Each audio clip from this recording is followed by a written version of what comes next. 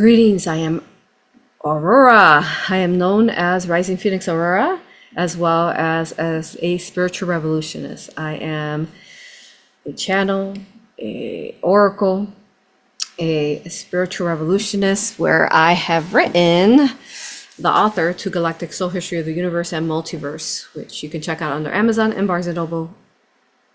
One of the best purchases you could ever purchase. Book 1 takes us through the history of the universe, which is all to do with a lot of people's memories, not just in this earth, but other dimensions. And then book 2 is what happens to the AI and the Archon, which we find out that in book 1, I mean, there's something controlling, especially when we talk about dark aliens and how they infringe, and the dark, even, people on Earth, which are like the military, and how they infringe on the people of Earth. And they've been not just our Earth, but other dimensions and different parts of other universes as well. So check out that book to really understand how this construct works and the people and creation. It's really the most incredible series you could read. So yes, besides that, I host retreats and workshops all over the world. My next retreat is in California, 6/9, June 9. Come meet me. Come learn how to become your most organic wielder and creator of your timelines, because you learn how to self-heal yourself.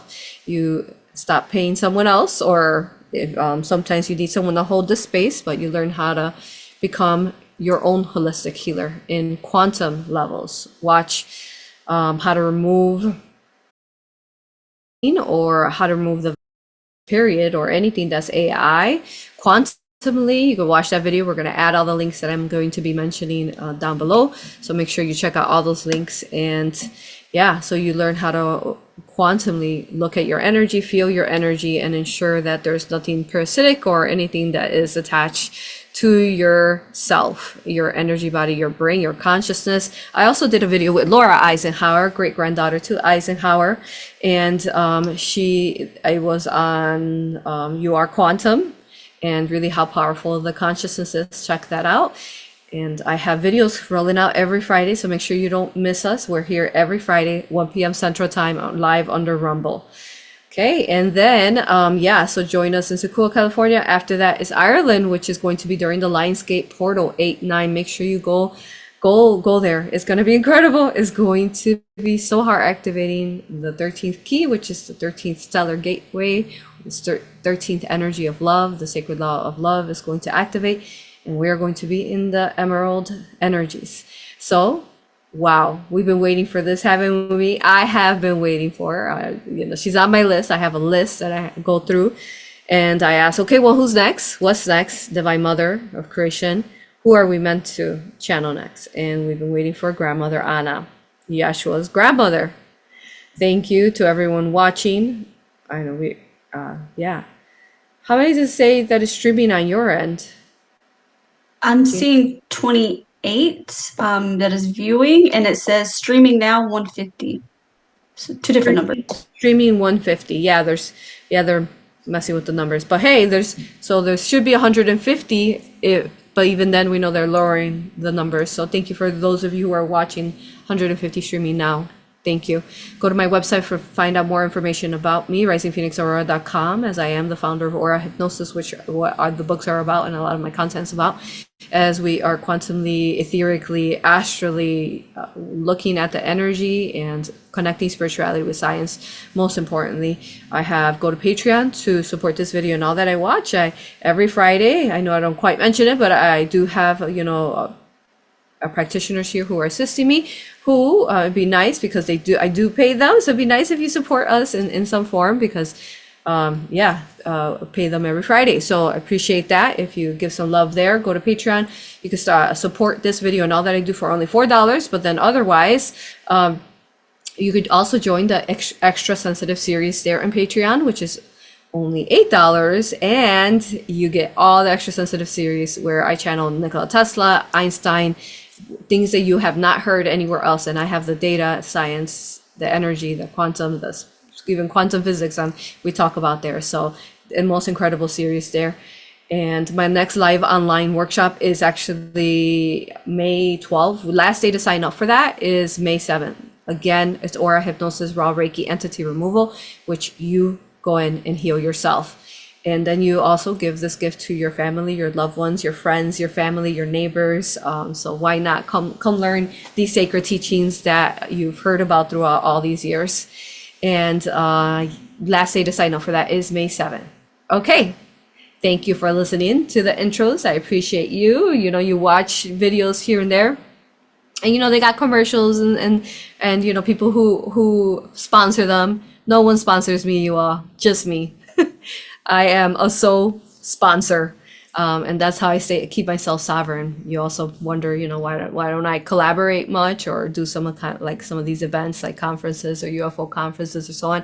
Yeah, I can't really do that energetically as well. It's hard. It's hard because not everything is as positive and as high vibrational as we think it is, and rainbows and unicorns.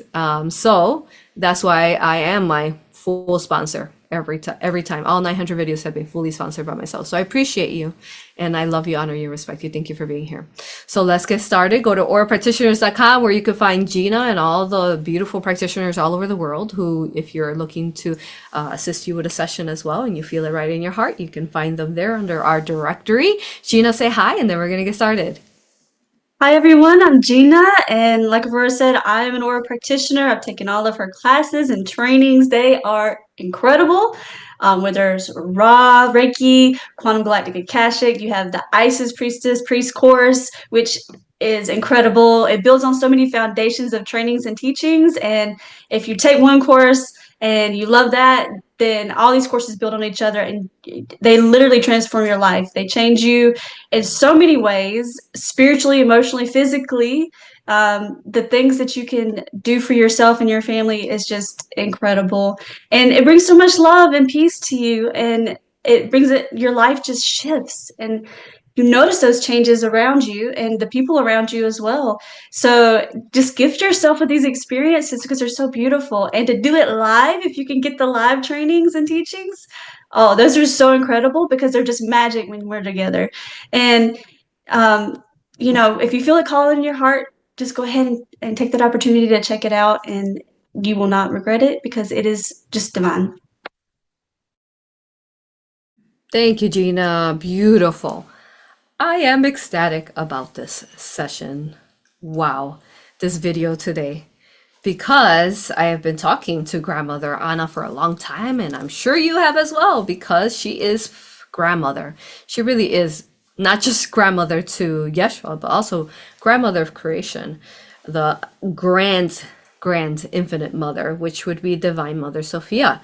And you wonder, you're like, you know, how did Mother Mary get her sacred knowledge? How was she so strong to birth in a child at the level and high vibrational energy that Yeshua was? How could she have done that? And it was because of her mother. Her mother really set up the foundation and taught her everything that her mother knew, taught to her, so that then they could birth in, Mother Mary could birth in Yeshua.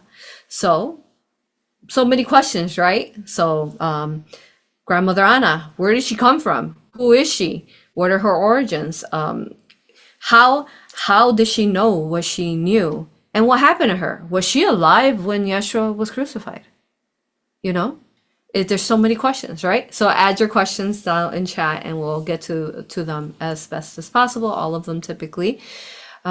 Keep me in about an hour and a half. Okay. So here we go. We're going to get started. Let's go. And start taking deep breaths. And in case you are new to us, only source love light is allowed within this space, and that is all. Only benevolence is allowed to speak to me. And what I'm doing is I'm actually tapping into my third eye, quantumly connecting to the then time and space, where I'm talking to grandmother Anna from her time and space, where she began from. And then she decides, her higher self decides, as she's channeling through me, only benevolence, they decide where they're going to take us. I am the narrator. You know, I'm just speaking what they want to share. And that's what I do every Friday here.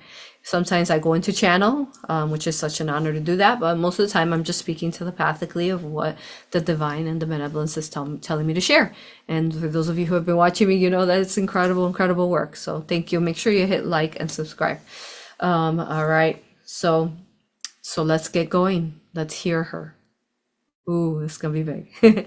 All right, I'm going to start taking deep breaths because the oxygen is consciousness. As I take those deep breaths, I'll be going in. Here we go.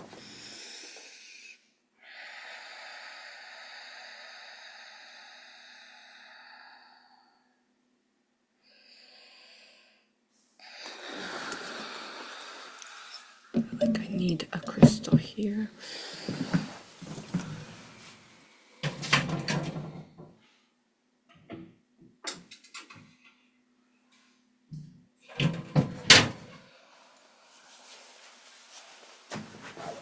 Okay.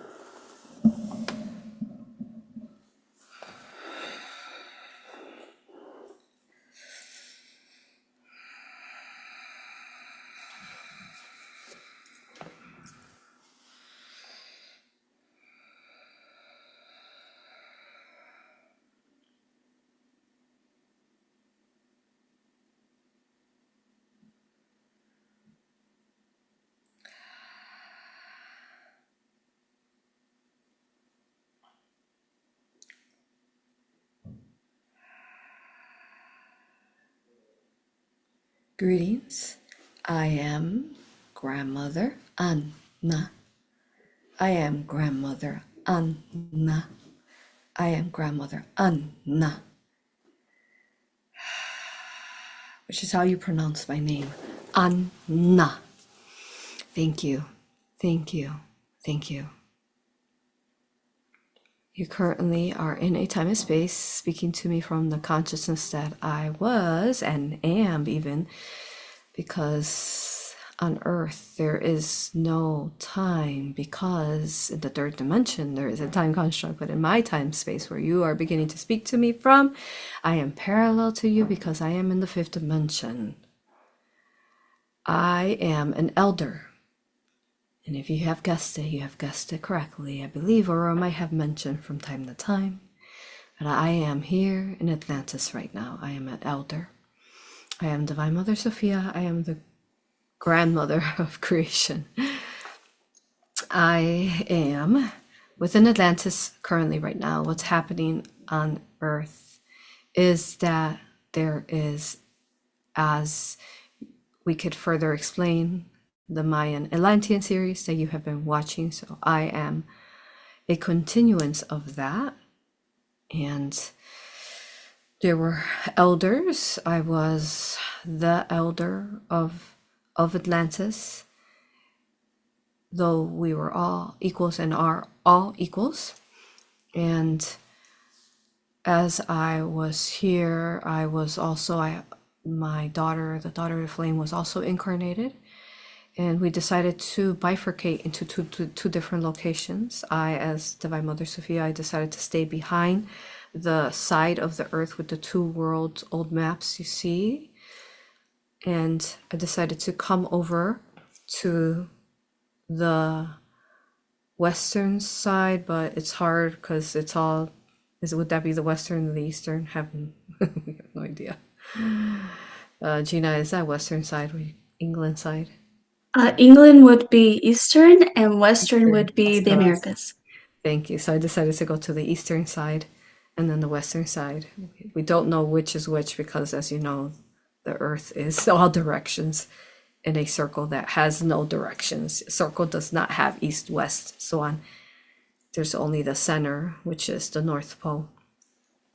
And so then I decided to go to the eastern, and then the daughter of the flame, which then was the foundation of the priestess that went over and brought over the sacred teachings to the Mayan Atlantean series that you listened to, which would be like Goddess Ishtel was from Atlantis. And then there is me, who then traveled over with my with other elders who were with me, and we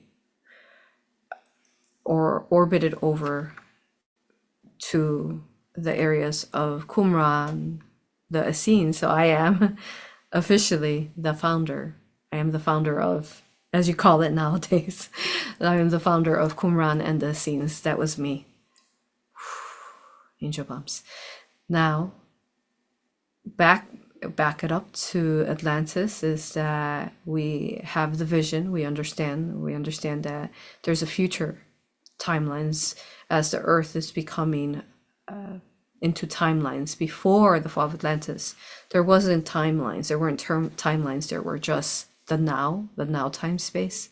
And as the earth degressed and lowered in density, then there became timelines and different choices, because as the earth was bifurcating, choosing which side where they're going to go, whether they were going to bifurcate to the artificial matrix, the Archon, the AI, the devil, whatever name you want to give it, or where they're going to stay with the original 5-dimensional blueprint of Mother Earth. Then when you think about just like the word blueprint, the reason why it's called blueprint is the blue is there within it, because the blue is the print to everything, you understand? So then you have the lotus flower, and we're in the blue lotus universe. So there's the blueprint, perhaps in another universe, and their blueprint is called red print because their verse is red, you understand? So we, the blueprint end of the crystalline 5th dimensional, and I held the blueprint within me, bifurcating over to the eastern, and then the daughter of the flame, the phoenix, bifurcating to the side where the Mayans needed to build the Mayan pyramids, but then some of them also, well, let me go back to that time and space so I can explain to you what happened there. So we've decided this is the plan, we're going to go over now. We're gonna bifurcate, separate, just to provide the substance of the love light to both worlds, because otherwise we're not sure, but we are sure, but we're not sure, because we are it's starting to become the simulation, the matrix, as those who are choosing the false simulation, the false matrix. And they are, as they're vibrating, aligning with the false Archon, they are creating this artificial womb, like how AuroRa has shown you, like artificial wombs. They are creating a artificial womb, so they're in a space. Then at that point, this world is shifting, because they are also creator beings in Atlantis, just like I am and you were if you were in Atlantis. So you're going to create what you want to create, even if it's a lower density, because it is your consciousness that's creating it. So they're creating pockets of artificial wombs in their energy fields to align to be negative. So a lot of these people, nowadays, they're hateful, they're envious, they're nasty, they're murderers, they're rapists, because that is the artificial construct that they created for themselves in that time of choice. Okay, so they're all making their choices. Horrible things are already happening to the earth in Atlantis, as we were the heart of the world, of the plane of existence that you are within, really. But the heart is being compromised with this AI, and the way it's being compromised is by the people allowing this virus to spread through their body, which then is corrupting. It's corrupting our environment, corrupting our water, corrupting our air. Even though we don't quite have air, we're just consciousness then, but it's corrupting everything, even down to some of the crystals within Atlantis. They're feeling the corruption, and it's a plague that's spreading, controlling the scientists, controlling. It is a hard time. If you could visualize, don't visualize it, but think about it like there's a war, but the war is not a war that's quite physical yet. The war is of an etheric, spiritual, even galactic war, you can say, because all these races incarnated in Atlantis and the Isles of Atlantis, they're beings from the stars that have chosen to become corrupted. And as they become corrupted, each one of them with the virus, so too does their star system become compromised. You understand? This is why this was the grand prize here, because it is the universe and multiverse of all these different seeds of creation. So if you get to the being here, the alien race, even just one that you get them to corrupt, then that virus ultimately links to where they came from, and then you have an entryway, and that's how the Archon worked. Then you have the entryway to that galaxy or that star where they didn't have a corruption in the AI there. It's just science. Think of it as science. It's a plague, a virus. It eats up the souls in the light, and it becomes a parasite, like a leech on you, like a, those, what are those things called on the whales? So barnacles? Barnacles, like a parasite on you. So then, and we're all portals. You're a portal. The star, the beings are portals. So if you are here on Earth and you're this race, and then to think about, you're just not this one race, you've incarnated.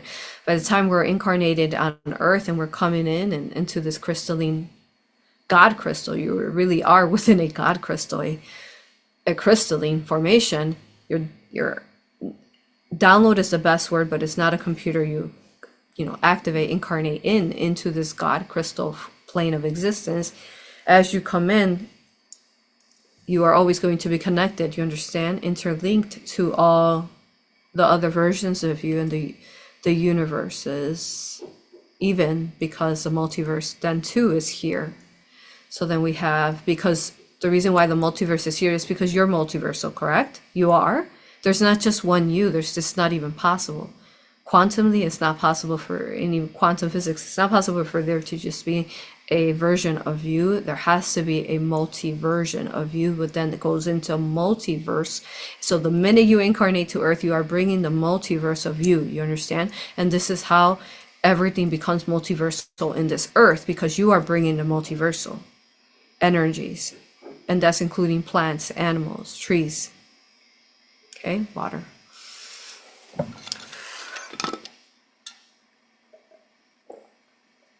This water's so good. Okay.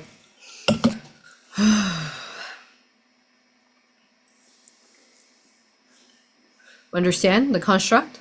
Okay. So you are within this construct. Okay. The virus happens. So we come up, the elders and the councils, as there was many councils that were able to stay benevolent as best as possible.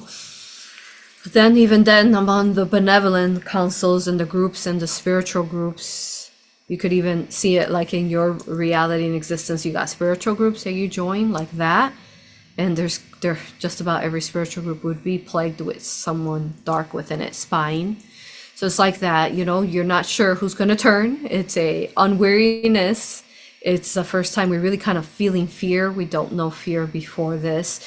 Worry, we don't know worry. So it's a uncertainty that is trying to lower our vibration, or to corrupt us. The more fear that this Archon virus spreads, the more worry, it lowers our vibration to be able to be penetrable to the virus.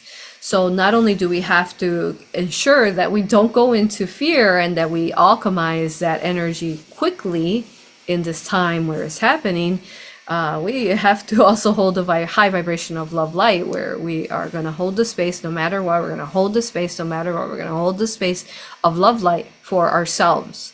Before we can assist others, we have to hold the space for ourselves. So that's what we do. We hold space for ourselves. Everyone's sovereign. And as these councils know, is that you hold the space for yourself.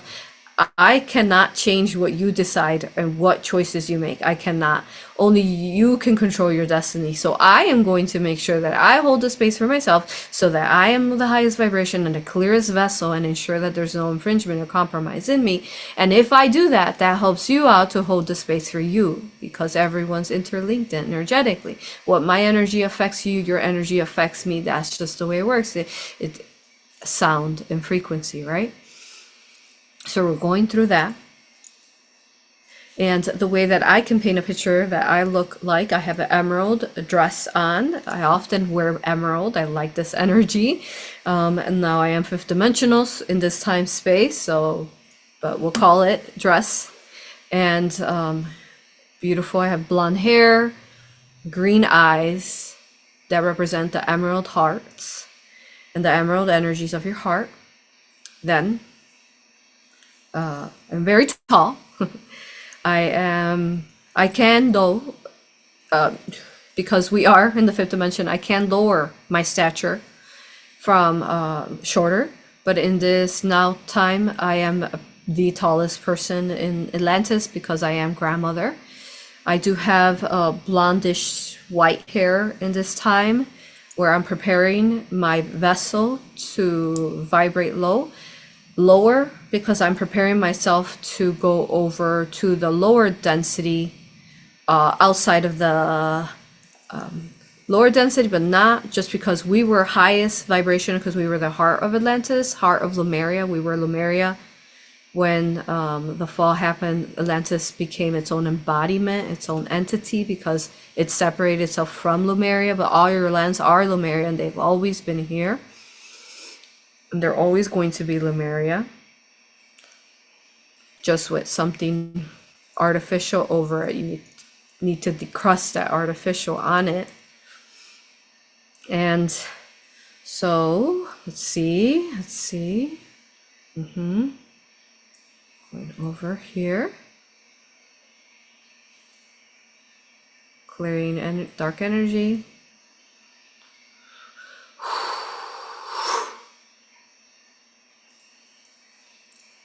Okay, we're going through. Yes, and yeah, feeling out the energy, how, because we were high vibrational here. The outer lands are still high vibrational, but they're not as crystalline, say, as we are, as a heart would be. Like your heart center is your purest love energy in your body. Okay, highest love. And I am starting to prepare. I can't even say a year, because I mean there's no time, but starting to prepare before the fall. We've had the vision, we know it's going to happen, and I'm starting to already go over to these lands and see the energy, and I'm preparing my vessel to be able to sustain the energy, or because we are crystalline, we are crystals, part of this crystalline islands. Even beneath every island there's a crystal that actually holds up each island, giant crystals. So our foundation are giant floating crystals that the lands have grown out from, like a flower blooms from the soil. Our soil are crystals.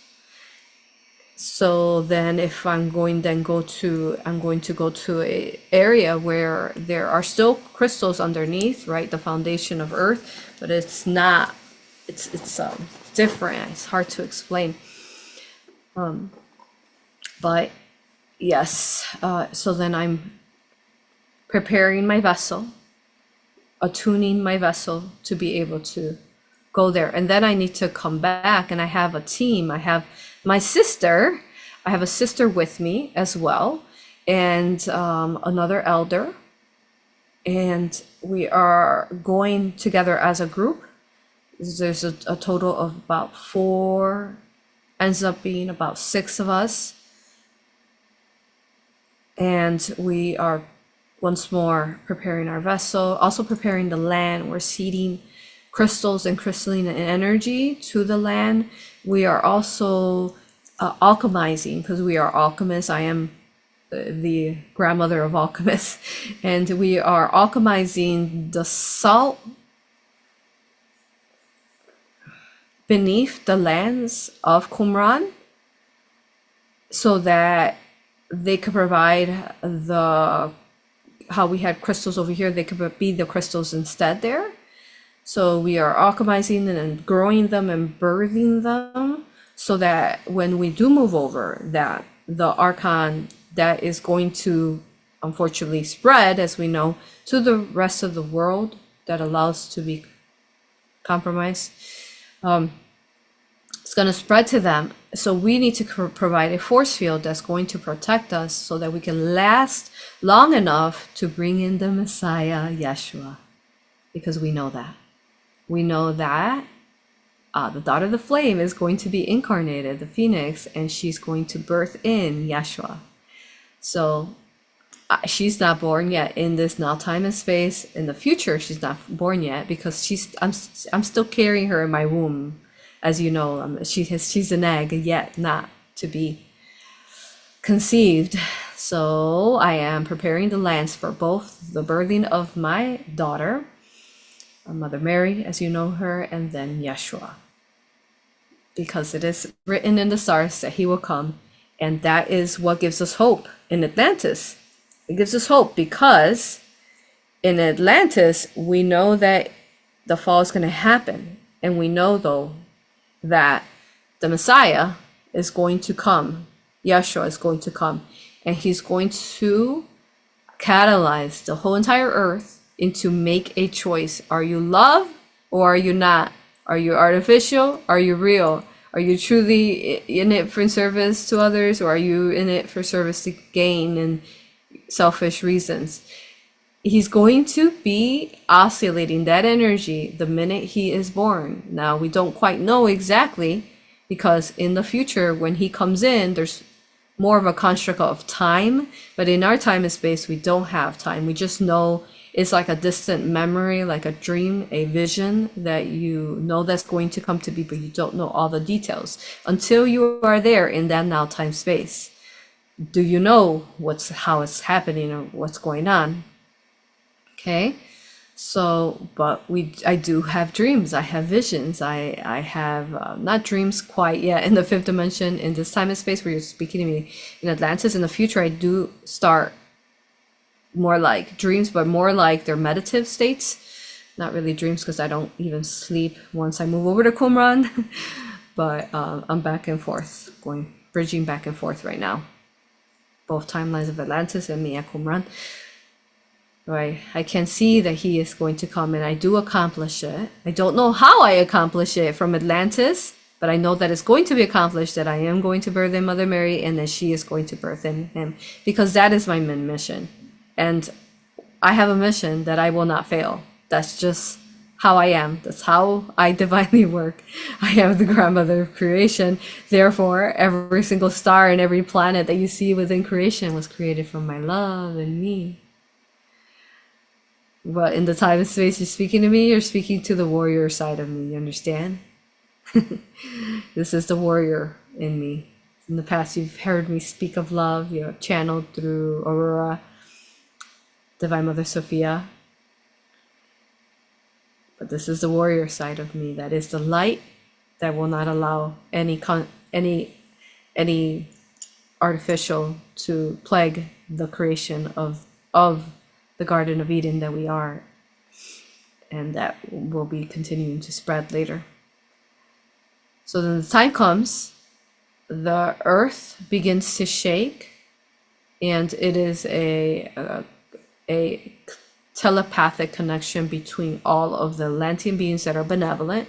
They connect to vibrate the lands, and then we're also talking to the crystals that are holding up the lands of the islands. As we're all connected through we're also using telekinesis. We are then oscillating, and the crystals themselves that are holding up the islands are oscillating themselves, and some of them are fracturing off one another, like breaking off, like a crystal when it breaks and it becomes into 2 or 3 pieces, like that, because some lands are going to remain on the Atlantic Ocean. They're going to remain, and they're going to, because you can't fully sink down of Atlantis, that just will not work. It's going to go down, and so here we are. I'm in that time and space. Okay. We've circled. There's not just like you have certain rings of fire. So there's not just one ring of fire. There's several rings of fire all over Earth. So we create a ring of fire and we go out. As we're leaving, all of us collectively, the majority of beings that were able to leave, we were giants. We left, and as we were leaving, then we connected to the ones that decided to stay in the islands. But they know that they're going to be holding the space for the islands. That yes, it will be traumatic and hurtful for this to happen, but someone needs to go down into the ocean, which is the plasma of creation, the water, and it's going to hold the space there and the bubbles of energy so that the earth won't completely destruct. This earth cannot destruct because it is a universe and a multiverse. So the multiverse and creation will not allow for this planet, this earth, this plane of existence to destruct. It's just not possible. So the only way is to separate and to sink down Atlantis, to bring it to, say, the bottom of the portals of the ocean, to shield it and to keep it there, say, kind of stagnant, or not stagnant, but like frozen in space, frozen until it's time for you all to incarnate again as you fractalize yourself in the now time space of all the different elders and benevolent councils and priests and priestesses to free these lands. Now that happened, that began in 2018, 2019. Those lands did become freed. And yes. Water.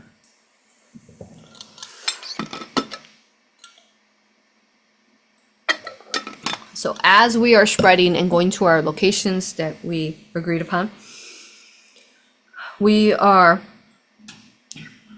reach our lands, and then we're oscillating and vibrating the islands. Now, the dark, the artificial scientists, the AI, the main Merlin, false sorcerer who has some of people on Earth, especially in the spiritual communities, tricked that he's positive. Oh no, don't connect to that, because then he integrates into you, then you become that same integrated AI version in Atlantis. Don't let that dark seed spread in you. And then once that dark seed spreads in you, you can't even tell that there is something wrong with you because you've consented to it. Now, so that is spreading. So what we do is that we also contain these islands in sacred alchemy symbols to contain it, okay? But it has already seeded itself outside of the islands too, because it's through the Antarctica Tartaria series, AuroRa has been explaining to you, there has been nuclear type wars already happening to different parts of the Earth. And some of those deserts that you're seeing began from Atlantis and those wars there. So we've contained it, but the virus has unfortunately already spread though into the other parts of the island. What it does is that once it is very intelligent, because it's artificial intelligence. It's now the artificial intelligence, and at this time space where I'm showing you, and it has seeded itself, thrown itself in it to the Roman area. It's thrown itself over to the Roman area and the also United Kingdom area, French area. These areas, it's thrown itself there.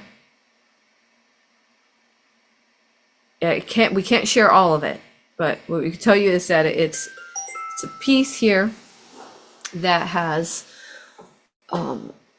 it's seated there.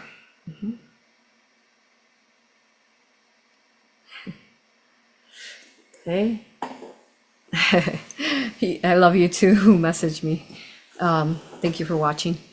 And so these lands, so France, UK, I can't tell you how they're there, but what I can tell you is that this is a piece that Can't share that. This is, it has the Archon artificial in it, and it has, that's like the origins of it is what I can say, as it's not time to share that yet. So then the heart though has to separate from this artificial, and the way it goes back to is one of the islands was Merlin's island, and he was supposed to be this powerful like white sorcerer, you know, kind of like how you watch in Lord of the Rings. There's like, you know, Gandalf the Great, like that.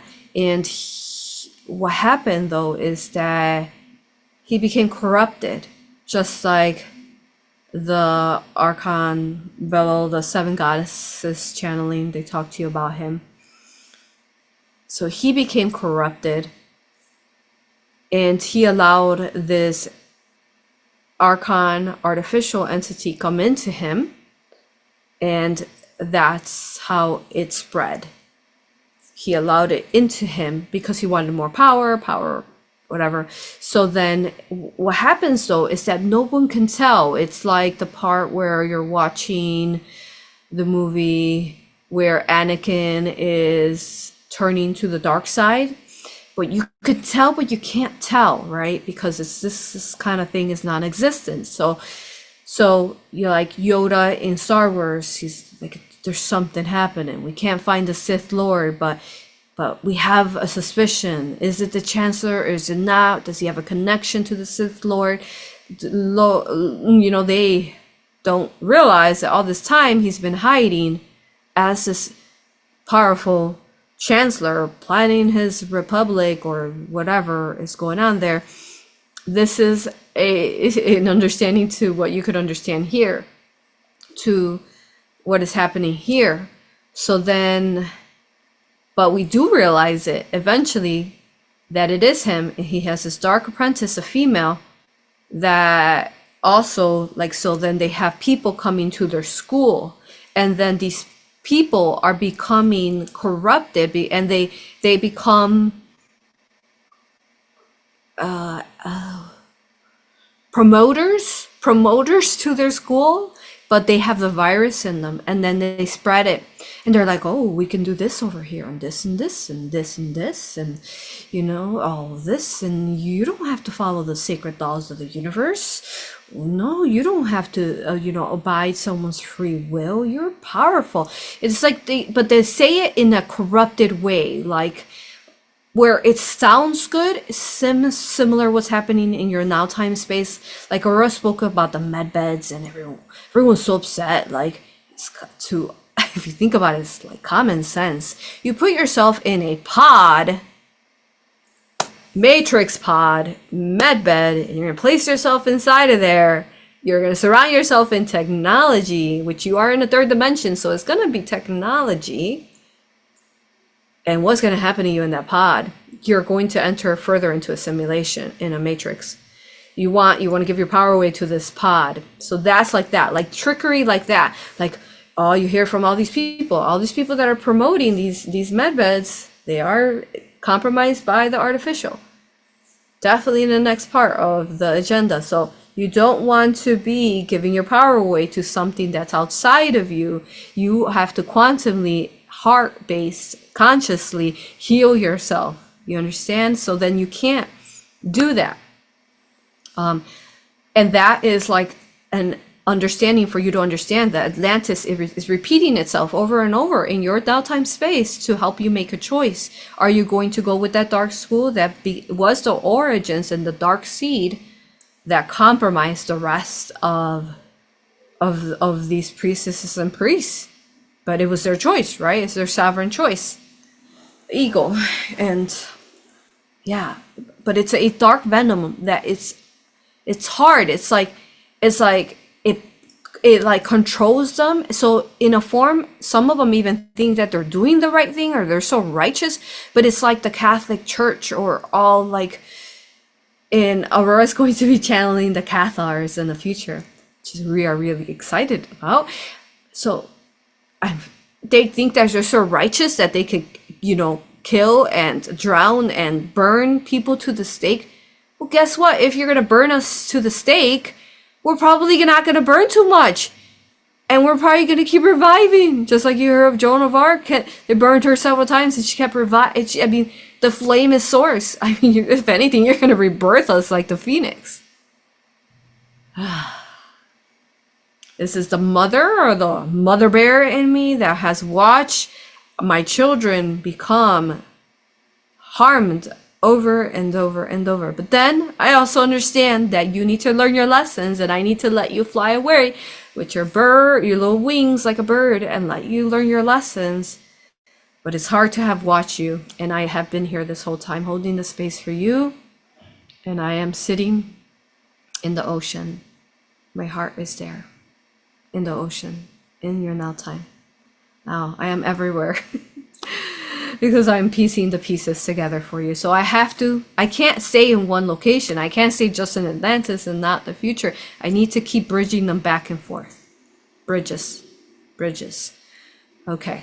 So then that's what happens there. That plague is there. So pieces though of that Merlin Island are still afloat is what I can say.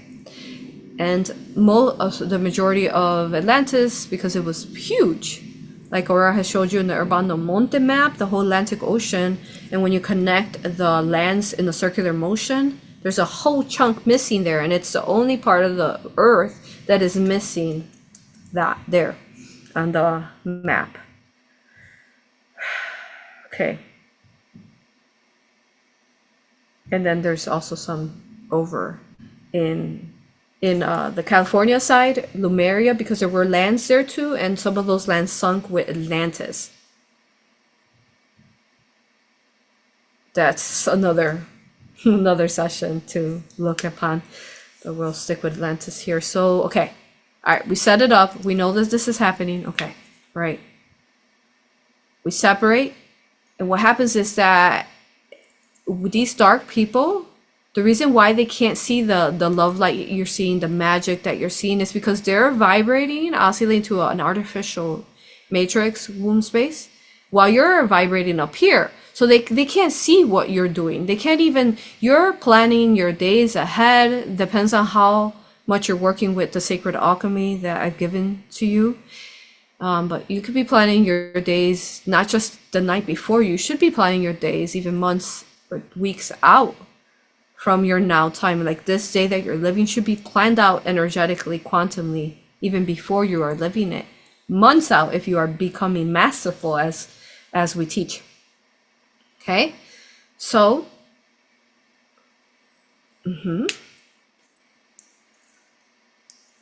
so when we have this plan that we have, this divine plan that we have to stop it, we have to quarantine it, we have to contain it. We can't let it keep spreading and harming, especially the children of Atlantis and the children of the earth.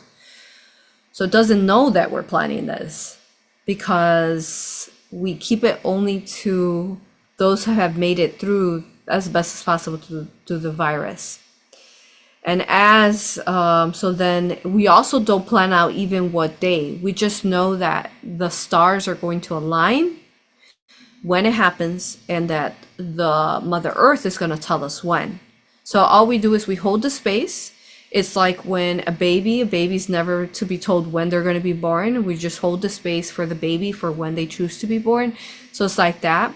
We hold the space for Mother Earth, and she's going to decide when she's going to start assisting us to vibrate and shrink and sink down the city. When that happens though, force fields come up. Let's go to that day, starts vibrating and shaking. Force fields come up from the crystals that then create a frozen time space of the fifth dimension of all the people inside of Atlantis. Shrink down, they go down to the bottom, and there they are, still there.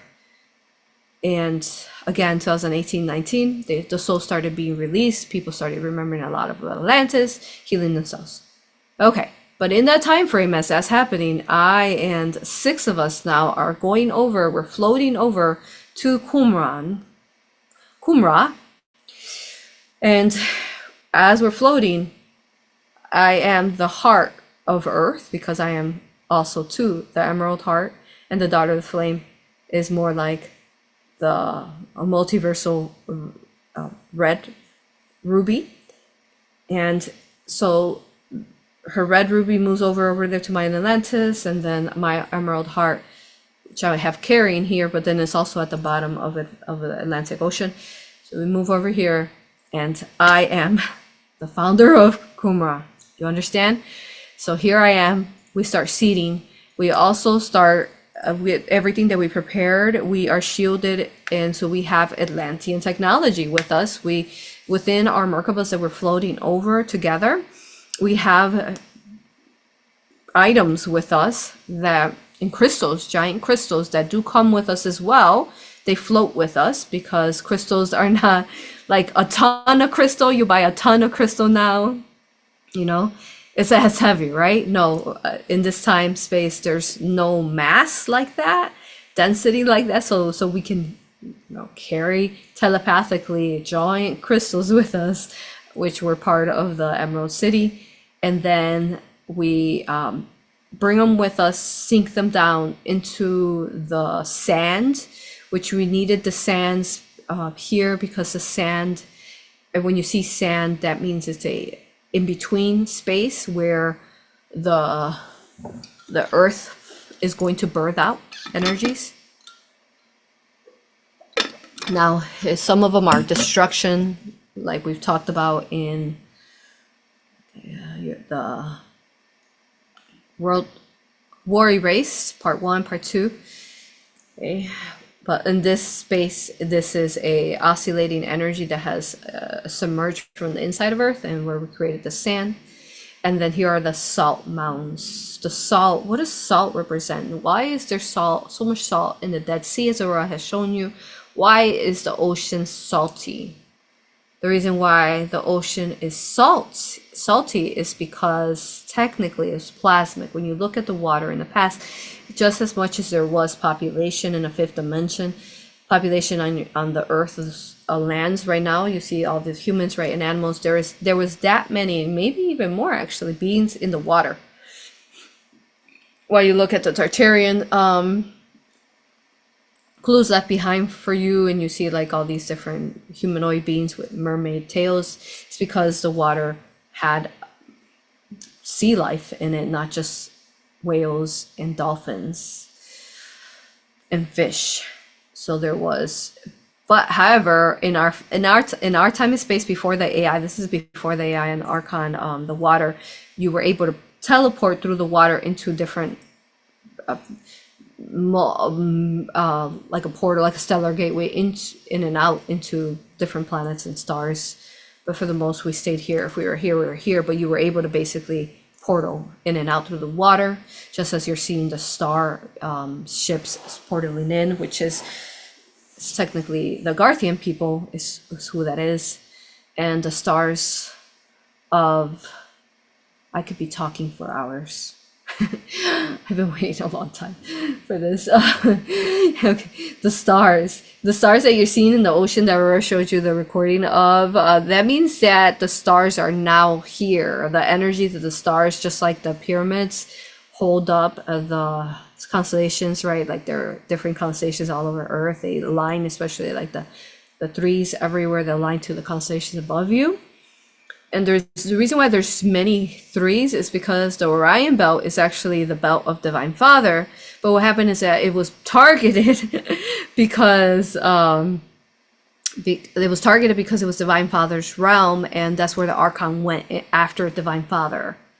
And now these wars, so on these energies, and how it densified the masculine energy on Earth and in the universe. Okay. So then that's why you see the Orion and the threes everywhere in threes, because they mean father, but then they also mean truly mother, father, and child, the Holy Trinity.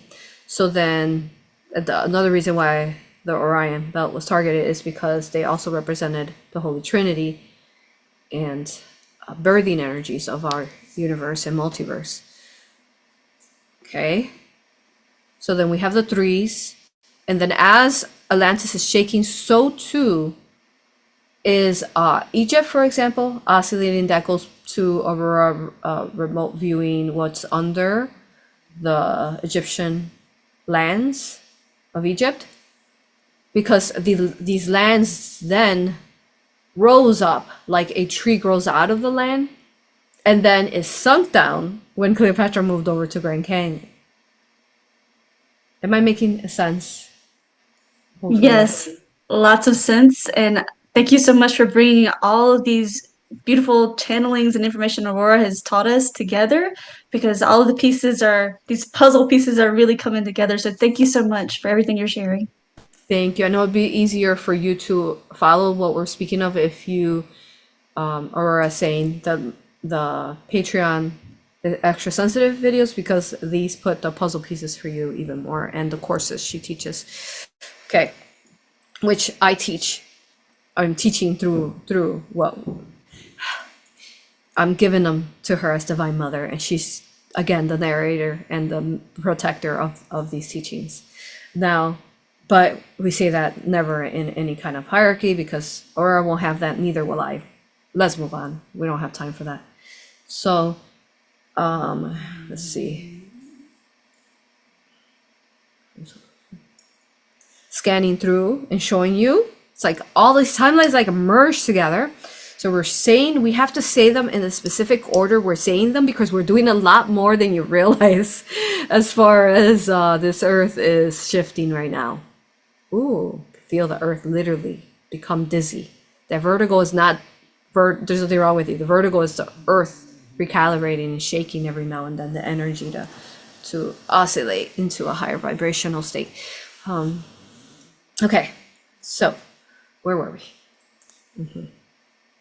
Move over, certain lands rise, certain pyramids rise, and the way it happens is that we together with source shooting in the energy too into the space that we are in and into the trees. The trees are also part of the roots, are vibrating and oscillating all over Earth as Atlantis is shaking.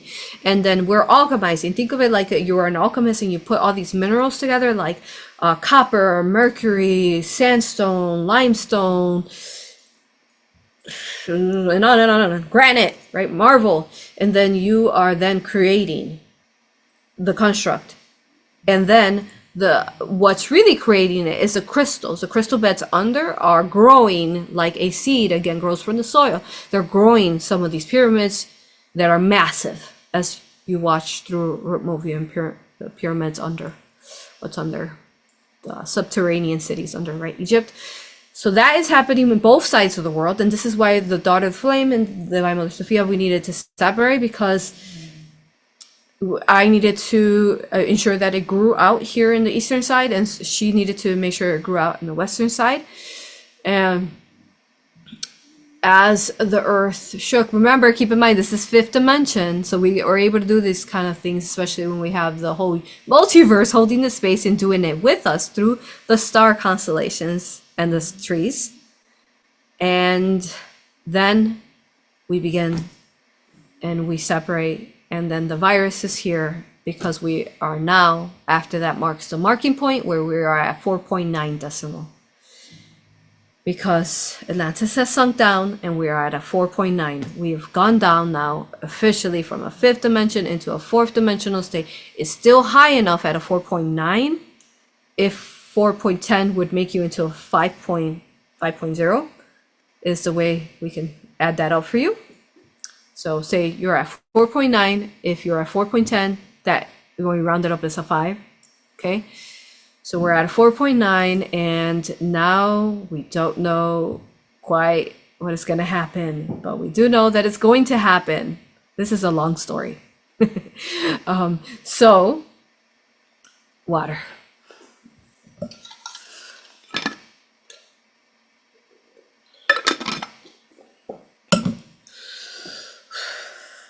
Many stories to this. I'm so honored to be sharing my story with you. I love you with all that I am. Thank you. Thank you. Thank you. So I need to grow. I need to become Sophia more, the warrior. Because what happens now is that I've been love and all this love and love and love, love, right? I am still love, but I've been, you know, Atlantis has been beautiful. Then this AI virus wasn't a thing. It wasn't. So I'm love here. But then I need to learn how to become fierce love. And to make sure, because the frequency that I had to hold and the Daughter of the Flame and all these benevolent beings of Atlantis had to hold so that the earth wouldn't self-destruct is like you are at the edge of a cliff and you don't know because it's an infinite space that you don't know what's at the end of that cliff. You don't know if it falls down. You understand what I'm saying? You're at the end of the cliff and you are looking down, and if you fall down that cliff, you're like, what's gonna happen? You just, that's the way it was. But we knew, we knew, we trusted that it was going to work out because we are Divine Mother, we are Source. It was going to work out. It wasn't going to happen. It's just, we just don't know. It's never happened. Or a planet or a realm of existence has never oscillated into a fourth or third dimensional density. It's not even, it's not how we constructed communal life. So yes, that's the way it feels at the edge. Don't know what's gonna happen. We're like, woo, falls down. What happens? So here we are. I have to keep some light in this because I am light. I am the light of creation that I am. I am the light of creation that I am. I am the light of creation that I am. I am the light in all darkness. I am that. So I learned how to become and create my light into the love light of protection of Earth. And I go to Qumran, and there I see there with, I am the miraculous conception. I miraculously concept, just like you have heard the story of creation of Divine Mother Sophia and when AuroRa channeled also Father Crystal, how I miraculously concepted from within myself. I just came to be in the first pearl of creation, in the cosmos, in the ether of emptiness. There I am, light, the very first light of creation. I am light. And here I am. I must be a light that must never dim. It's not even possible to dim me. Can't dim me. It's not possible. I am the light. I am infinite. And you are the light. As I share who I am, remember that you are the light. You are the light. You were created from light. Your light can never be dimmed. You can let parasites munch on it, but it will continue to replenish itself. Because I am infinite. You are infinite. The universe, the multiverse is infinite. We are endless. Quantumly, we are endless. So then, we prepare. I prepare. We have force fields. We still have the abilities. We are able to create bubbles of spaces here at Qumran, where we still have the same abilities as Atlantis. Now, is it at the grandest? No, but we still have them. It's just harder for us to, takes longer for us. Similar like when you're trying to manifest and you you create it and you create it and you create it energetically and you're like, when is it going to materialize into the carbon-based third dimensional? When is it going to happen? It's like that. So it's just, it's not that heavy. I need to make us laugh. So it's slower. It's not as slow. It's just a little bit, tad bit slower because we're still at a 4.9. So it's a decimal slower. And we are preparing. So in our time space, there isn't time because we are oscillating to no time space, no time. But the rest of the earth is going through hard times. And I really feel like I'm going to have to channel more than once here because this is a long story. So, because we're just at the we learned my oranges of Atlantis. Now you're going to learn like what happened. This is like a long time. So when we do leave our Qumran though, we are stepping into a construct of time. So this is why I actually live hundreds of years.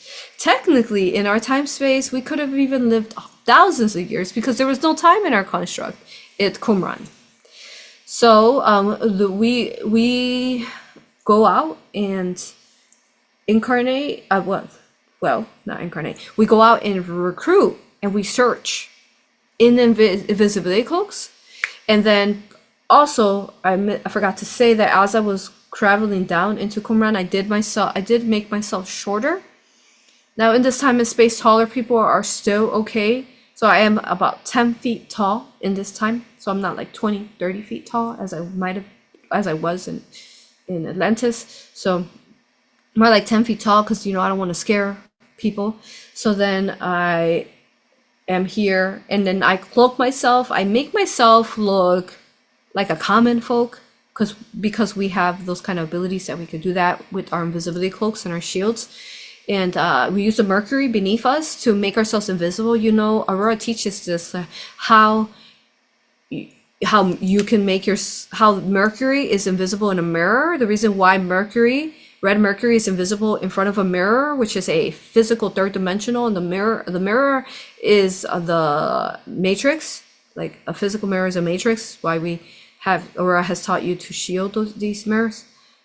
And so then it's a artificial matrix. So the reason why the mercury cannot be seen in a mirror, factually, scientifically, is because mercury is the energy, the crystalline energy of Earth. It's, say, the Caravaria, as AuroRa has taught you, the original Lemurian language of the Star Child, is Caravaria. So it's the blood, the essence of Earth. So then you're not going to be able to see, obviously, a crystalline form in a mirror, red mercury. You're not going to be able to see it because it doesn't exist in a mirror. It's not a vibratory match. You have mercury, which is a 5-dimensional construct, which is beyond, and then you have a mirror that is 3D and material that is a low density matter of a third dimension. They're not even the same worlds.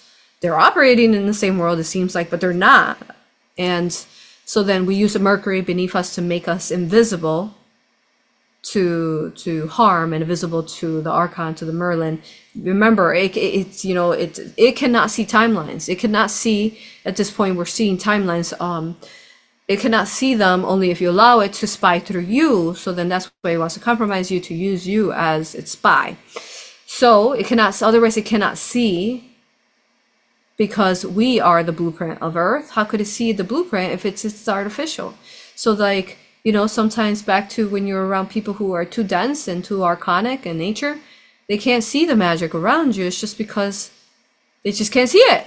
Like how they're like that mirror, that 3D mirror, and we're Mercury over here, free and unrestricted and healing.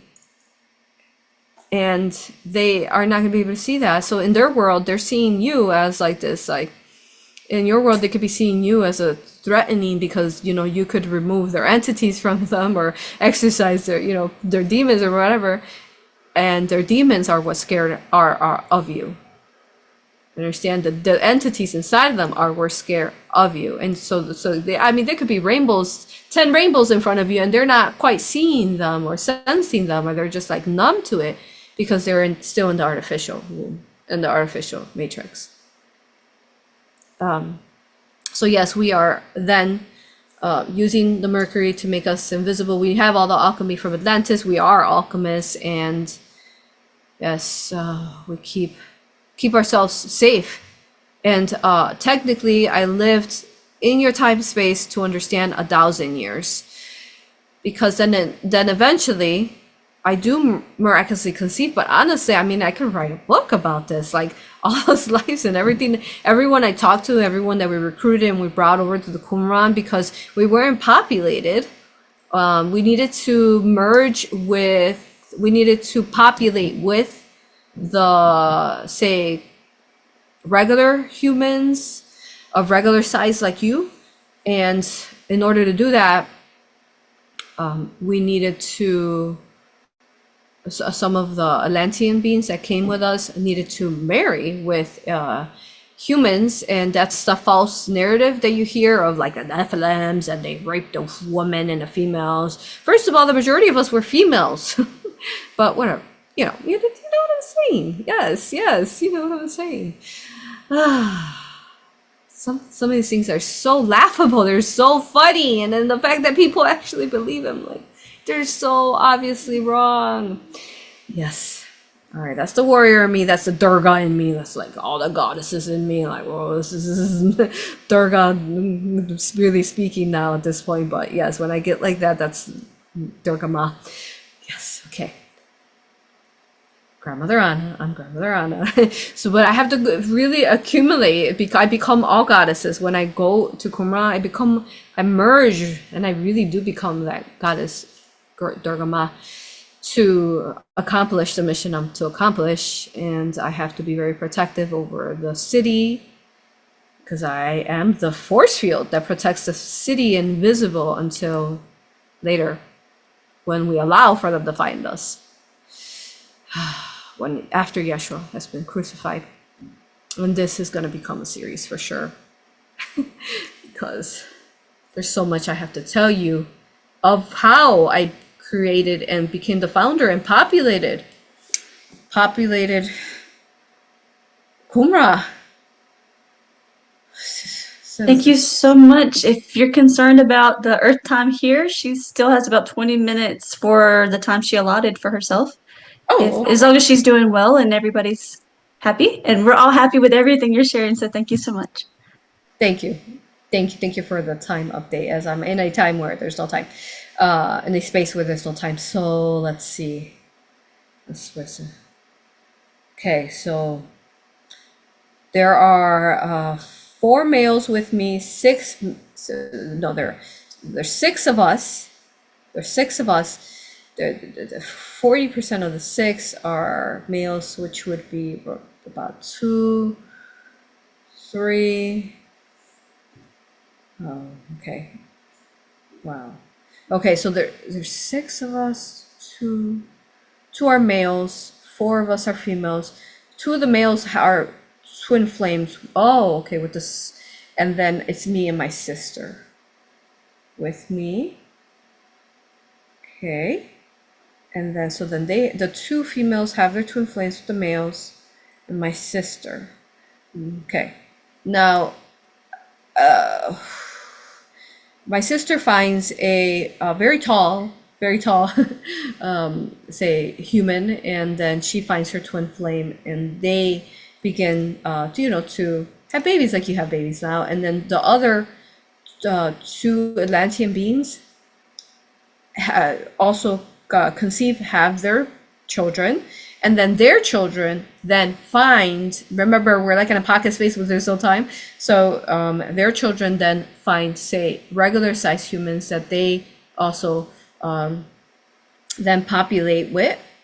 And then from there, for the majority, we stay as the elders of the Council of Qumran.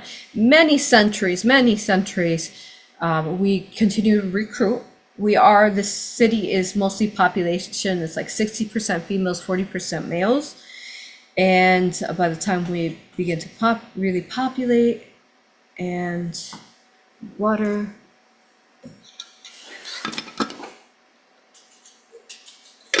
Yeshua wants to say, he wants to say something. I mean, he's not born in the time and space I'm speaking of yet, but I mean, he just wants to say when he said his disciples, and I really weren't male. He said 60% were female.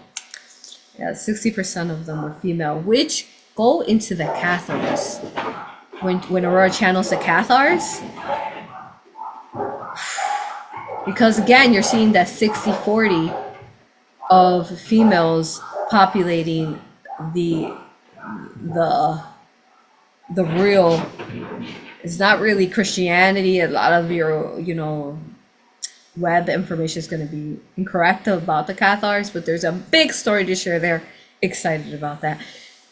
Back to this though. Yes, we are populating. So we look around and we look for, you ever meet someone and it's like they have like this bright light and they're so pure and beautiful and just so adorable, you just want to hug them, give them kisses. But you can't do that with people around. But that's just how I feel. Everyone is just like, oh my God, so cute. Just want to hug you, give you kisses, your third eye especially, to activate you. So that's how I feel about about humans and our creations and human life, and it's just animals. Oh, they're so cute. But then I have to live this world like, oh my god, you're adorable. You're so adorable. But then, are you going to be okay if you come over to our oscillating kumra that is like so high vibrational? Are you going to be able to take it? Are you going to freak out? Are you going to like turn on us? You know, so then we do go through some of these trials like this. It's like you give people an opportunity, they seem pure, but then they come in and they can't hold the space, they can't hold the light, they can't hold the frequency, the vibration of this massive community of only crystalline love light. So then yeah, some of them become stragglers and they just can't hold it, and you know, people will come and go, just because they can't do it, and that's okay. You know, we send them off with love, as with no judgment, always just love, and let them be free and learn their lessons out somewhere. But we do become very populated, hundreds to 200. We end up reaching through all these years of a pocket of space where time does not exist, while the rest of the world is going through some rough times, but we have to hold the space. It's like that, the crystal grid you build, we have to be that beacon holding the space. And we know, I could feel what the daughter of the flame is doing over there. And ooh, they're working hard over there. It is incredible. And then they've also veiled themselves completely. So what we did over here, we couldn't completely veil it over here because the Archon thing was here, and the people and the compromise and the Merlin sorcerer is here. Over here on this side, on the eastern side, but on the western side, it is not there. And they are having a good old time, as you heard through the Mayan Atlantean series part 1 and part 2. What an incredible series, and that we've been able to share with you. And so they're veiled, right?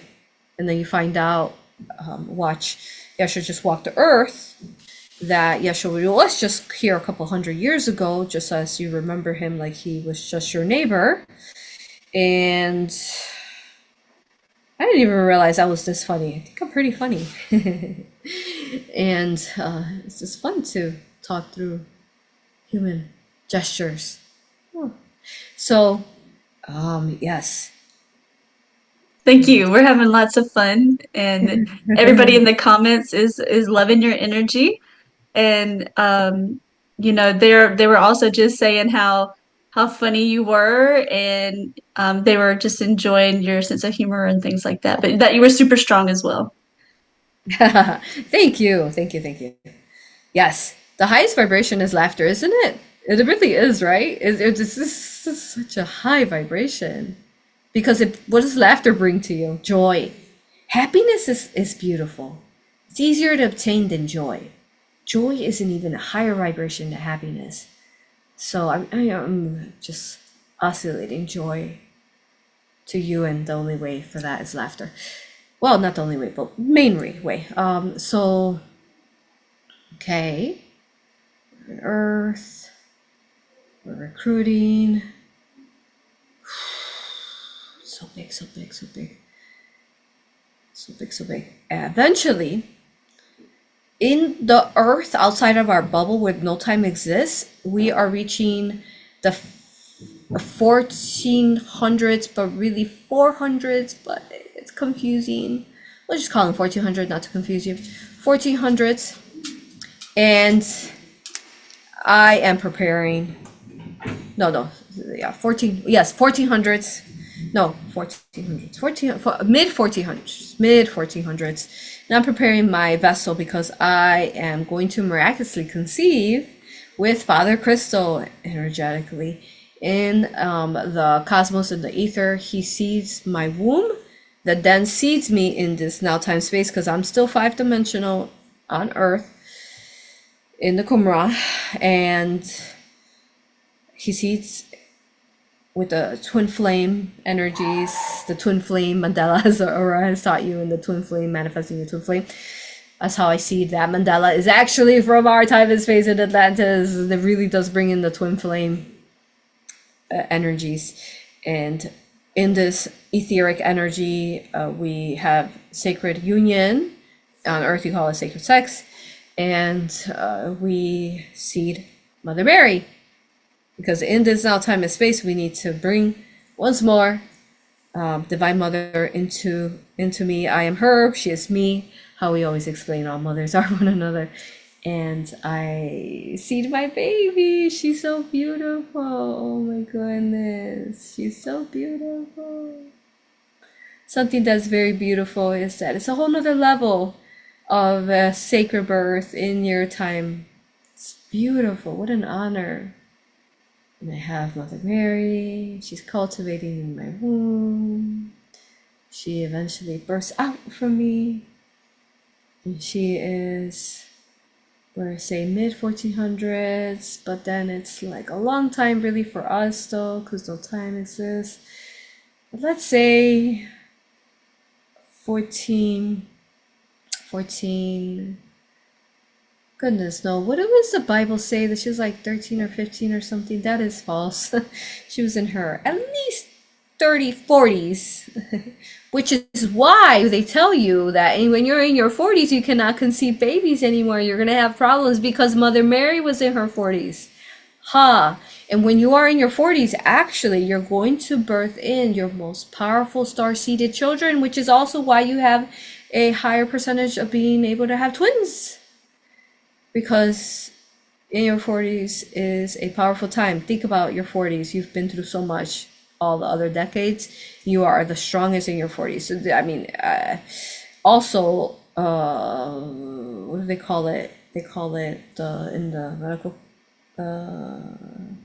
menopause. Menopause is false. It's actually non-existence. Our womb, you're always going to have your womb and your ovaries, but the fact that they program that into you over and over is you creating the menopause. So remove yourself from that inverted matrix. Your womb and your ovaries are very fertile and very fruitful all the time, and you can have babies till whenever, just like I had. The beautiful Mother Mary. Technically hundreds of years later of Atlantis. So, yeah, I teach you that. And do not do the IVF and oh God, artificial insemination. No, don't do this. That's artificial. It's in the name. It's artificial. Do not conceive your children like that. Do your best not to. I know some of you have taken on those roles, but don't do that. If you're listening to this, don't do that. Conceive them naturally. It's fun. Why would you not want to conceive children? Having sacred sex is so good. I mean, I'm incarnated on Earth. I'm fractals all over feminines. I mean, it's good. Once you heal your sacral and your womb and your sacred vagina, your flower, your lotus flower there, and you know, taking in the sword of the masculine is like, whoa, it's good. So fall in love with that. So yes, I know I'm blushing too, making AuroRa blush. So let's see. Yeah, she teaches that in the Isis Priestess class, very in depth, and it's always a fun time to laugh. And yeah, thank you. Yes. And then, I mean, wow, if orgasm's not, again, please don't have children listening. Probably should have said that before, but the sacred orgasms and hey, wow, alone with that, your body is aligning as such an etheric, plasmic energy, that frequency that you're reaching, and then you create babies. You create babies through sacred sex. How sacred is this? Oh my God, deprogram and remove the indoctrination of the Catholic and whatever religions is telling you that this is bad. Oh no, you create babies. How could that be bad? The cutest little babies. Make more babies. Yes. Make more babies. Repopulate the earth with star babies. What are you waiting for? Do it. Do it now. Do love. Do love. Yes. We need to bring in more of the light. So bring in those babies. In your now time space, we need that. Yes. Especially with what happened with it. infertility that's been happening with the thing, the shot. So let's see what else. Oh, there is so many stories I can share with you on the ways that we recruited. Let me go. Let me go to the time space Mother Mary is born. Again, we knew that she was going to be born, that I was going to birth her, written in the stars, and she was going to be born the Messiah. And I am going to conclude it with, I was there as Mother Mary's doula, holding the space with her, holding her hands. There was no pain there. It was more like orgasmic, kind of birthing is supposed to be orgasmic, and not all the artificial they tell you. The movie's like, screaming. It's supposed to be just, this like waves. You're supposed to be birthing in the waves of creation. The contractions are waves of creation, the waves of the opening, of the blooming of the flower that's about to bloom out the seed of the baby. And there I am, as I am holding space for Yeshua. And I was there. I was there the whole time because I can technically be here hundreds of years and even 1,000 years at this point, because once Yeshua decides to ascend out and allow for himself to be crucified, I'm still here and I hold the space. And then what happens is that when Yeshua ascends out, I too ascend out with him at that moment, time, space with him.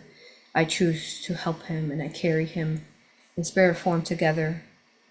And as a baby, but he's a grown man at that point. And they know that some of us need to ascend out. And as A.U.R.A has told you, when Yeshua just walked the earth,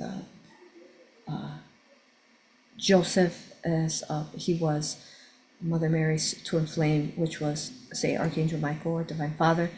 And then Mother Mary did have a couple, 3 children to be exact, 2 boys and a girl. And the brother, so hard, said that he would not allow for his brother to be crucified by himself as well as the father. And they volunteered to be crucified with him, and all 3 of them, they're not thieves, they're his brother and his father. And then Mother Mary and Mary Magdalene have to go through such a pain, but then learn to rise up from that pain and to create and to continue his teachings and their teachings of Atlantis and us, to so much so that they reached and they still are alive as the Cathars, which we'll be speaking in the future. Thank you. Oh, my heart. Goodness. Wow. Rough to witness. Rough to be.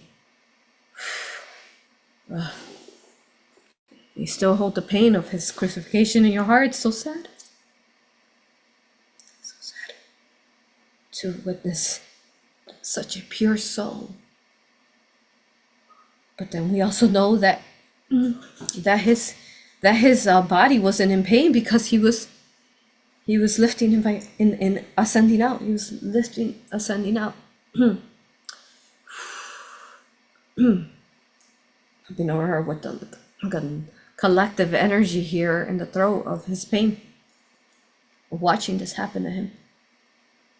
And you all fought. The Cathars will tell you, you fought. You kept on his teachings. You kept them alive. Yes, you did. Because you did not allow yourself to forget about him.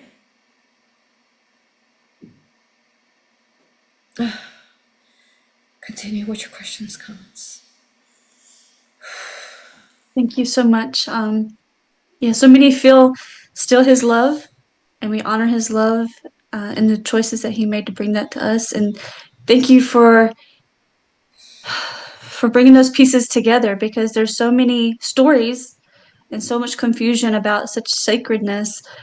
And the truth is that even though, Yeshua ascended out, he had that love surrounding him. So that's so beautiful. Thank you. Yes, he did. Thank you. So some of the questions someone asked, was Grandmother Anna sister to the grandmother of John the Baptist? as that's a story in the Bible where they say that Mary went to visit that aunt, and the babies, the aunt was also pregnant at the same time as Mary, and the babies recognized each other and leapt in their bellies is a story in the Bible. Yes, but no, it's compromised. So yes, we're sisters, and yes, we were carrying at some point together, like carrying babies. But my sister had her baby first, and then I had a Mother Mary after. Okay, and that is accurate. There's so much compromise with the John the Baptist, any religion, all these Bibles. I mean, you're going to find the seeds that were written by us, but you're not going, but it's all just ego and to turn people and religion against each other and cause war. So it's all the diabolical plan of the Archon Merlin, sorcerer. Continue. I don't really want to go into that. It's just really too corrupted, and it's like soaked in dark sorcery. It's not good, not good. Any of these religions, bad separation of humanity, bad. Continue on. Thank you. Did you have a divine partner? I know that you spoke of the conception, but was there a physical divine partner as well? There wasn't a physical divine partner. It was more like that's why mine was a miraculous conception, because he was not with me. It was it's a how can I explain this?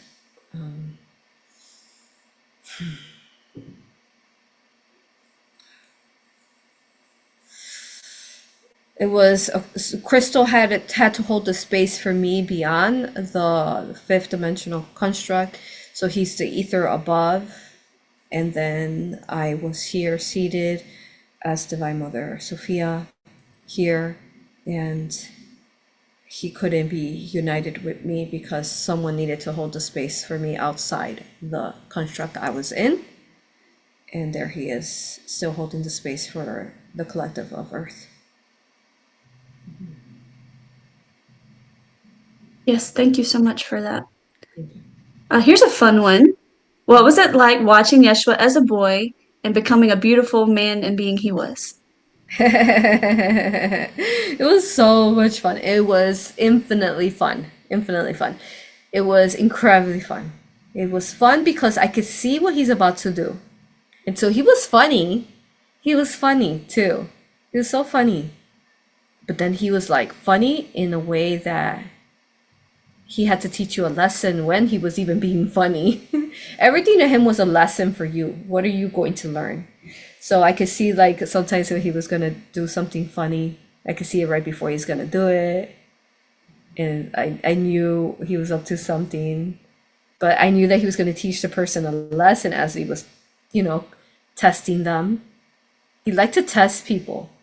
He liked to push people, but in a gentle way. Like, will you stay in your heart? Will you stay in your heart? Will you stay in your heart no matter what? Will you? And really, that's what we know when he was crucified, right? That's what he taught us, is that that he held the space no matter what until the end. And he taught you to hold the space and to believe no matter what. And you hold that belief no matter what's coming at you. So as we recommend watch was that A.U.R.A Regression, where it was Mother Mary and she's trying to remember the title, To Hold the Light or something like that. What was that A.U.R.A Regression? Gina, can you help us out? The A.U.R.A Regression was Mother Mary. I will look for it really quickly, but we will definitely add it into the video at the end. Thank you. And that we also have Claire in chat. Maybe she could find it for you. Yes, you can focus here. And let's see.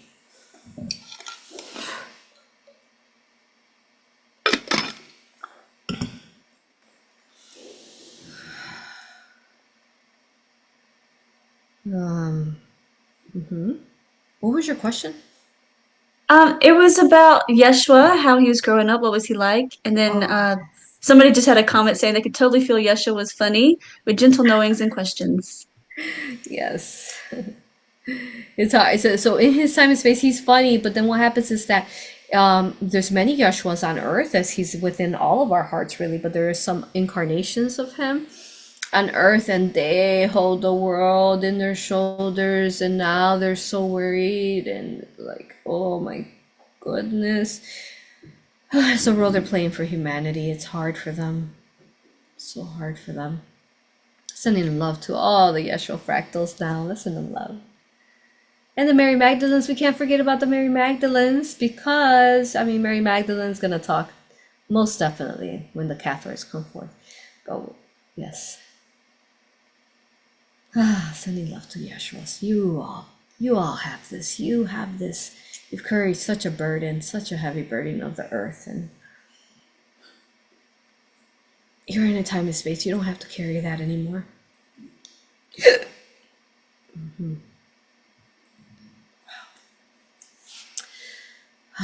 So it was so much fun. He was so much fun. And it was fun to watch him because I knew that he was going to teach a lesson even to the oldest of people. He would ask the most perfect question to see will he get the most highest vibrational answer from them? Could they do it? And it was to push them because in that moment that they had to answer his question, they vibrated and oscillated so high if they chose the highest orbit of themselves. So he would help them literally orbit into a higher version in front of them. It was like when he would ask them a question, are you going to orbit right now quantumly into a highest version of you? You can do it. I'm going to hold the space. I'm going to ask you the question. I'm going to hold the space. You do it. You do it. Yes, you can do it. And they would do it. They would do it over and over. Over and over. Yes, they would. The darkest of people. The darkest of hateful, archonic people. I mean, they couldn't help but to love him. How could you not love him? Because he held this frequency of love no matter what. Love, love, love, love, love, no matter what. And he would sometimes, what is the word? Infuriate those people. Infuriate them. Because it's like you couldn't make him mad. You couldn't make him mad. And if you did make him mad, ooh, you better run. You better run. Because if you made him mad, ooh, you really had to push him. You really, if you made him mad, you're probably a pretty bad person. Pretty bad person. And you're not listening. And you're overstepping people's boundaries. And at that point, he is going to get mad. Because not in his space. This is not happening in his space. Not in front of him. You will not harm anyone in front of him. Not going to happen. So either you not harm someone in front of him, or you step back very far and you run very fast away from him, because all your demons and entities are going to be removed from you, instantly positive polarized, and instantly neutralized. Because that's not happening. Make a choice. The choice is there. And he's going to not only remove those entities from you, but he's going to bring in that original soul that's in that body that is contained by the dark entity that's inside of them. He's going to bring them back because you have no place in that vessel that you are hiding in, that human vessel. You have no place and no say over that vessel, especially now you're in that final end game. So I watched it. It was beautiful to watch him do that and hold his face. I just let him I did all the work I needed to do as the founder of A.U.R.A.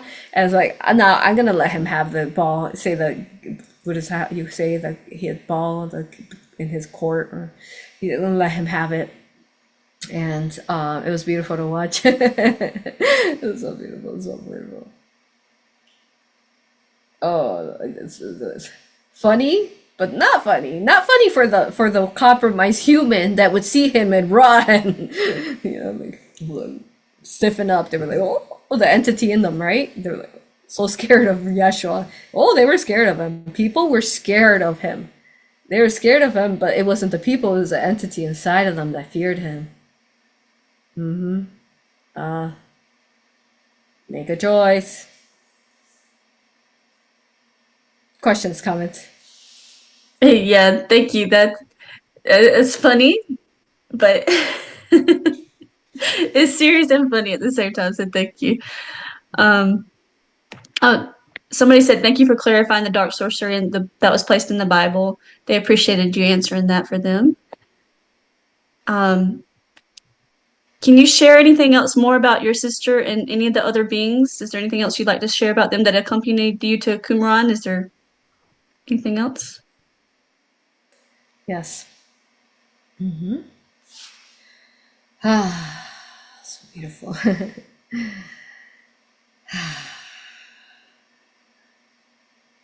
My sister, my sister, my sister. My sister is the Council of Four. That's who she is. She is the Council of Four, which is the four sacred directions of even before there was universes. She was there. So she was born from me, and then she was also incarnated on Earth. The Council of Four were incarnated on Earth as well, in Atlantis, and so that's who she is. And she helps. She is a powerful force that is the equilibrium of the universe and the multiverse in the form of this gigantic celestial being that is the multiverse. And I was blessed to have her incarnated in Atlantis and be with me, and I needed her to hold the space for me and what we were to accomplish of the equilibrium that we needed to bring forth on Earth, the balance of Earth. And she helped us all. You can watch, AuroRa said, the 7 archangels in the multiverse, and then she channeled the Council 4, so you find out more about that. So that's more of her personality, and she was more, I am the light, and she is more of the, like the sister right next to you, where if someone says something bad to you, they might get a punch from her. That kind of sister, like the warrior sister. And she helped me tap into my warrior too. We're not saying physical harm is we're not commending physical harm, but you might get a little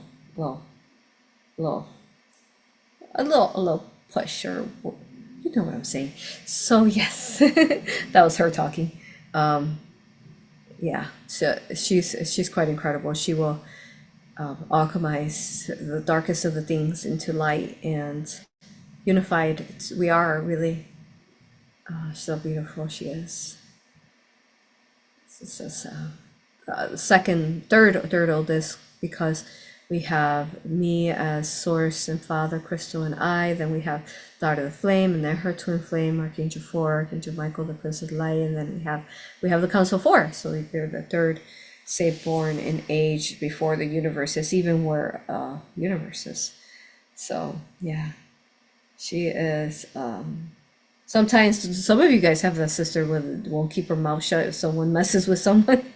Yes, that's her. Do not overstep boundaries, because she represents sovereignty. She is sovereignty. So this is why she's like that, is because do not overstep boundaries and sovereignty. Continue. Precious comments. Yes, thank you for that. We like her energy too. We send her lots of love and gratitude for joining us today. Thank you. How is AuroRa doing? Is she good to answer more? I'll say 2 more questions. 2 more? Okay. Someone asked, did you also spend time in Mount Carmel with the Essenes community there? Yes, we were in many mountains, as we could actually go into a mountain and travel to any mountain all over Earth, even past Antarctica. Ice walls that you see now, we travel everywhere. We even traveled to the lands beyond the Pacific Ocean that AuroRa showed you in the video, where she showed you the moon, and how the moon is a reflection of the land mass that you are on, and how there were lands there. We traveled there as well, because we could do that still in the 5th dimensional state we were in. Eventually, though, as it became denser and denser, because the more that the light sprung and became activated, the more that the AI Archon would fight and try to compromise people. So at the crucifixion of Yeshua, we've entered, we're in a fourth dimensional state, and we've really at his crucifixion then densified. So at that point where we're becoming denser because of we became dense, say this is Mother Mary and Mary Magdalene speaking, it became extremely dense, and you'll hear more about our story with the Catholics later, because then we couldn't live as long, and then we couldn't we had to sleep like like day nap you have, that's how much, maybe like 30 minutes at that point, because it's getting denser, and the only way we could replenish is we have to go to sleep in delta brainwave and go in delta, kind of like you lose consciousness, but you're going in delta, and you come back to replenish the vessel. We'll talk more about that later. And yes, I traveled everywhere through the mountains and then the lands that await for you there. What was that video Aura did with the reflection of the moon? She spoke about it. Could have been the Egyptian. Is it that one? She definitely. I believe it was in one of the Tartaria videos that she did. So we will look that one up as well and make sure it gets added to the video. Thank you. It was the reason why she did publicly. Pretty sure it was the Egyptian one, and just so you can see what she's speaking about. Continue.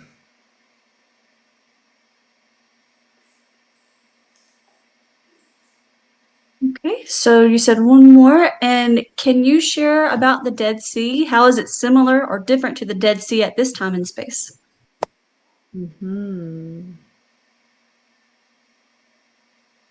I can't share really what the Dead Sea is. It's something more grander than you realize. There is a constantly birthing of sea salt, which are crystals. Salt is very important to your being, why even your tears are salty. Salt is the energy that powers up the multiversal energy all over Earth. And it's the ocean, and that's why you need the ocean that holds up and brings in that creational energy all over the whole Earth. Truly, salt is birthing out from another realm of existence. Why, when you take the IV, it is just a high dosage of salt that brings you back to life. It's life itself. And any area like this, like the Dead Sea, that has such a high potency of salt that you can't even swim in, you just automatically float. That means that it is vibrating to crystalline energy, which means that your carbon base cannot sink into it. You understand? And that's why you float, is what I can say. Continue on. We'll take one more question. Thank you. There's someone that was speaking about they were reading a book currently about Anna, grandmother of Jesus. And that particular book, they spoke about she had just given birth to Mary Anna.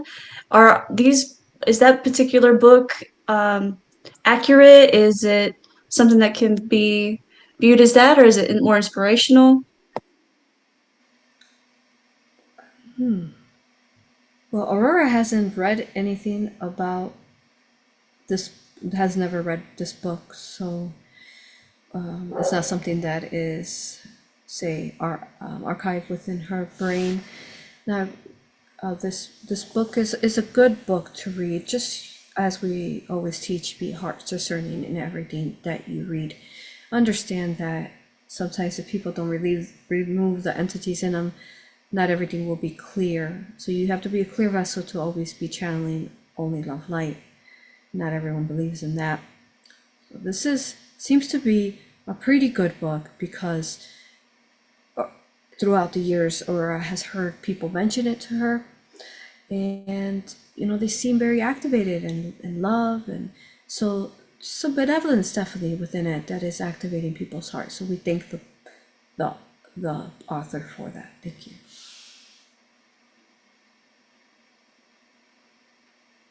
Beautiful. Are you good? Is there anything else you'd like to share with us before we end? Yes, we'll conclude this for now. Thank you so much. It's an honor being here with you today. Thank you. Thank you, thank you, thank you. I love you, honor you, and respect you. Thank you. Blessed, blessed are you. Blessed is creation. I want to say that there's spring waters all beneath the earth that you want to be drinking. Find your nearest spring water location and only drink that. There's websites that locate spring water in your area. Do the effort, fill up those jugs, and drink the spring water. The water has leveled up, and there is the spring water that's coming beneath the land are waters that are coming, so hard to say this, from I can't say the exact words, but they're coming from high vibrational water because we don't want them to be targeted. So they're coming from the purest,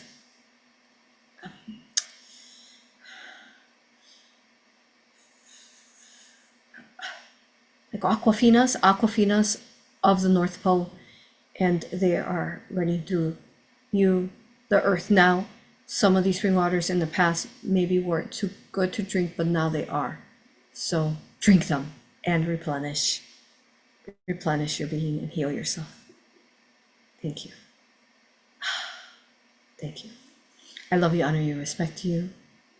You are loved beyond measure. You are such an incredible being to be here listening to this video and listening to my love, to understand my love. Know that you have been cherished, adored, embraced, protected all your life. You just couldn't quite hear me. You couldn't quite hear us because you were incarnated through a dense mother and father. And here you are. We're so honored that to see you have grown in vibration day by day, hour by hour, second by second. We're just so proud of you. Remember to be loving to yourself. Don't be self-sabotaging, self-critical, self-harmful to yourself. Be loving to you. Love yourself the way I love you, which is infinite, boundless. Love yourself the way you love others sometimes, the way you love children, the way you hold unconditional love for others, and you don't do it for yourself. Love yourself in ways like this. You can do it. I'll hold the space for you. Remember that. I'm still holding the space of love for you. Here I am, the heart of Mother Earth, inside of Earth. I am here. Know that I'm holding space for you. All you have to do is call upon me and feel my love, and I am there. And I will help you get through anything. Hold this visualization, hold the manifestation, hold it. Transmute the illusions, transmute the matrices, and hold what you've been waiting for. And bring them into aspiration. This is the year. Shut off that skin and bring them into fruition. Your aspirations, your dreams that you've been waiting for. I love you, honor you, respect you. I am Grandmother Anna, grandmother of Yeshua. I am Grandmother Anna, grandmother of Yeshua. I am Grandmother Anna, grandmother of Yeshua. That I am. Thank you, thank you, thank you. I am Divine Mother Sophia. I am Divine Mother Sophia. I am Divine Mother Sophia. I love you. Veluvia, my beautiful children. Thank you. Sending you a wave of love now. If you want to feel this love, drink the water, feel the sun, put your feet on the ground. Feel the love. I am all around you. That I am. Thank you. Thank you. You're right, we are done. You're right. Thank you. Thank you, thank you. Thank you, everyone. Comments we want to read before we finish up? Yes. Someone said that grandmother has a raw energy feel. She feels a lot like Ra. Ah, yes, for sure. And then grandmother of creation. They love that. She just tapped into who she is. There's so much more. We'll look forward. We'll do a part 2, yeah? Let me know, guys. You want part 2? Yeah, there's still some questions, so I think that would be really exciting. And maybe she could tell us a little more about the land she visited Yes. Then she if she was wants to. okay. Yeah, I saw that everywhere she went, you mean. Okay, we'll do part 2, and then from there, part 2, we'll probably go into the half hours then after that. Yay! What And else? then everybody said, thank you, Grandmother Anna, for speaking through Aurora today. Thank you, Aurora, for your beautiful channeling and gratitude. That was beautiful. So many thanks and gratitudes. And they felt everything in their hearts and excited for Cathars and everything to come. Beautiful, thank you. Thank you all. Hit like before we finish up. Subscribe. How many do we have current streaming? So currently it says 39 and still 150. So views 50 and live stream or yeah. okay, beautiful. Thank you, loves. I love you all infinitely. You are so gorgeous. Come join me in California. Come on, guys. There's still some spots available if you've been thinking about it. Do it. Stop thinking about it so much. Just do it. Go into the law of action of Archangel Michael and just act upon it. The minute you make a decision that you're going to go to one of these beautiful retreats, the universe makes it happen for you. Just make that decision and it will happen. You got it. Go to California, June 9th, and then Ireland, August 9th. Come meet me. Come walk your most organic timeline. These teachings are those teachings of the scenes. If ask your higher self, they will confirm it for you. I am just a teacher and the teacher of them, but they're Divine Mother's teachings. So come learn them. Come become your own healer. And yeah, come, and most importantly, come remove these parasites on Earth and come heal the lands. She needs help. So thank you. Thank you for being you. I love you, honor you, respect you. See you next time. Bye, my loves.